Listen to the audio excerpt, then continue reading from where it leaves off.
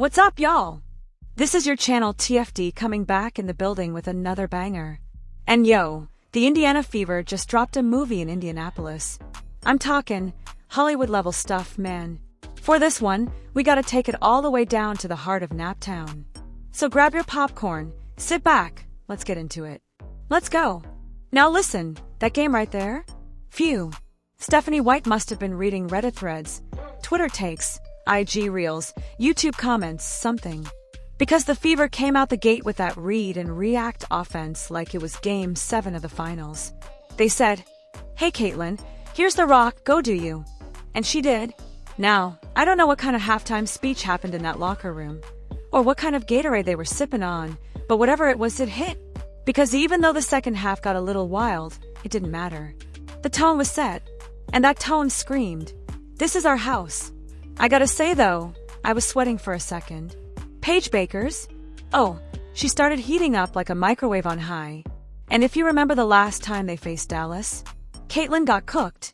Paige had that receipts energy, like she remembered every single tweet. But tonight, the Fever came out on a revenge tour. They didn't wait till the second quarter. They punched first, and they punched hard. Quick shout out real fast. Yo, Billy D, much love to you. Your son reached out and said you tune into the channel every day. That's real. Respect to you, OG. You're part of the fam. Now let's talk about Caitlin Clark. Insane performance. Let's pull up this box score real quick. Bro, Caitlin might have just finessed the entire system. Like, tell me I'm wrong. It's like she intentionally stepped back the past few games. Let everyone talk. Let the media flame the coaching staff. Let fans ride online, just to turn around and say, "Bet. Give me the ball." And boom. Viral night. Whole team looking like the Avengers. And yes, I said Avengers. That's a phrase we haven't dusted off in a minute. But this team earned it tonight. Caitlin was Iron Woman, bro, pulling up from the parking lot. Dishing out dimes like Amazon Prime. Final score, 83-102. Straight domination. Belt City. Fever put the league on notice. We'll break it all down, but man, this ain't the same Fever team from a month ago. They're locked in. They're hooping. And Caitlin Clark, she's playing chess while everyone else playing Candyland. Yo, let's talk about this box score real quick, because Caitlin Clark just dropped a smooth double-double. 14 points, 13 assists. You heard me. 13 dimes. That's point guard clinic material. Now look, I would have liked to see her shoot a bit more efficiently, sure, but bro, 2 turnovers? That's it. That's major. That's growth. That's control. And honestly, I can't be anything but hyped about this win. Like for real, I'm lit off this dub right now. Let's talk about the squad. Kelsey Mitchell, 23 points, 4 assists. Straight up bucket. She was slicing the defense like it was warm butter.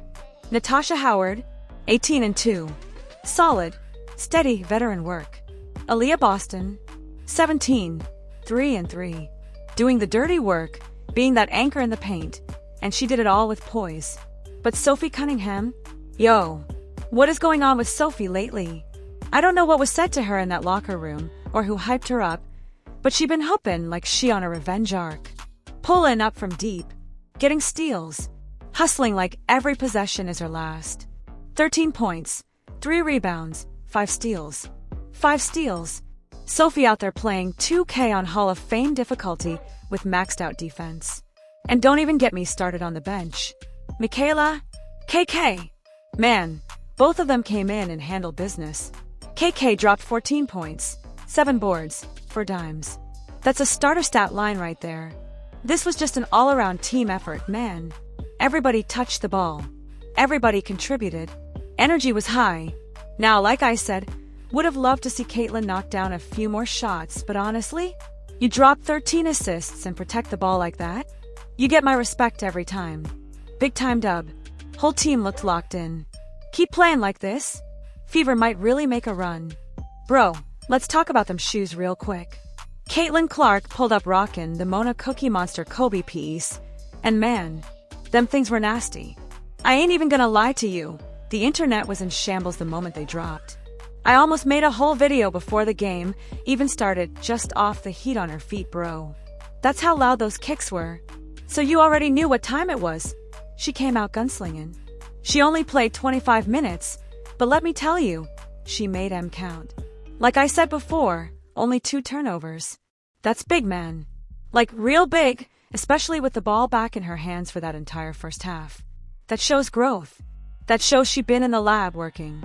Everybody been nitpicking Caitlin about turnovers, saying she shouldn't be the primary ball handler, but look, she silenced them. At least for tonight. Now, of course, some folks out here gonna keep pushing that narrative. Paige is better than Caitlin. We hear it every week. But here's the thing, Paige's offense. That system is literally built around her. They tailored it for her strengths. She knows where her shots are coming from. Caitlin, she's still adjusting to an offense that wasn't even designed for her. And she's still putting up these numbers. 24 minutes, 14 points, 13 assists, 5 steals. 5 steals, dog. She was everywhere. That's an impact game, no matter how many shots she missed. Now, yeah, she did miss a bunch. I'm not gonna sugarcoat that. I still would have liked to see her hit a few more, especially from deep. But this ain't college no more. Defenders are stronger, rotations faster, it's all a learning curve. And yo, there was a little drama in this one too. I'm not even gonna say too much here, y'all know how the thieves do. They'll try to snatch the sauce. So we'll save that for a separate video. You gotta find it. But back to the game, Paige Bueckers dropped 21 points, 4 assists, 2 steals. She was cooking too, no doubt. Solid game from her. But Caitlin Clark, she was out there orchestrating like a maestro. Running the offense, making plays, setting the tone. Overall, solid. Still room to grow, but that stat line speaks for itself. And them shoes? Bro, she might have dropped more jaws with the kicks than with the points. Let's see. Caitlin on her friendship with Paige, and she talking about her on shooting slump. There was a stretch there, and you guys were so hot with the 36 points in the quarter there, and you're just running up and down the court. Was it as much fun as it looked like to people watching it? Yes. Yeah, it was pretty fun.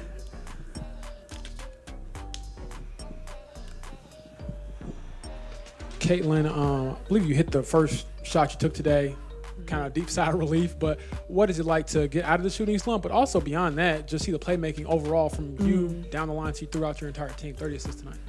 Yeah, I mean, I still probably didn't shoot it as good as I would have liked, but I feel like it's coming. I'm just trying to continue to get my legs under me, and like I said pregame, like I feel like I'm a couple shots away from like having a really good game. So, but I mean, I thought my playmaking was really good. There was, I mean, no reason for me to really shoot that much. I thought, like, you look at the box, like 12 shot attempts, 11, 9, 9, 8, 7, 6, like just very balanced. And, you know, people executed. And when we have, you know, 5 people in double figures, like, I feel like we're going to be pretty hard to beat. Like, it would take a lot for a team to beat us. And I think we were just kind of firing on all cylinders, moving the ball well, getting to the next action, played out a pick and roll well. And then our defense was good and got us a lot of buckets in transition. Kind of, Aaliyah, off that point, where have you seen, especially the second half of the last game, going into such a strong first half tonight, and then you're able to keep your foot on the gas? Where do you feel like the biggest change, or I guess change, has been to really be so dominant and consistent offensively as a group? Honestly, I think it starts on the defensive end. We talk about that all the time, just making sure that we get stops because we like to play fast. We like to get the ball up and go in transition. And so we knew that we just had to make sure that we were focused on that end and make sure that we're connected on the defensive end. And then that sparks our offense and we're good to go. Aaliyah, you look different. You look a lot stronger. You've had a couple strong seasons, but is there some kind of secret sauce to your success right now? I mean, you just look a lot stronger and a lot faster. No, I don't think so.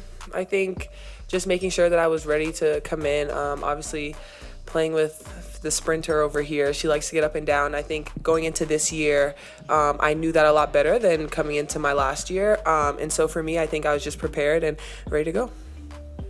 Caitlin, we talked so much about your offense and playmaking and shot making, but defensively, tied your career out with 5 steals tonight. Ooh. How do you think that first one, though, I think it might have been on Paige, but just coming across court, you get it, and how do you think that set the tone for the rest of the defense throughout the game?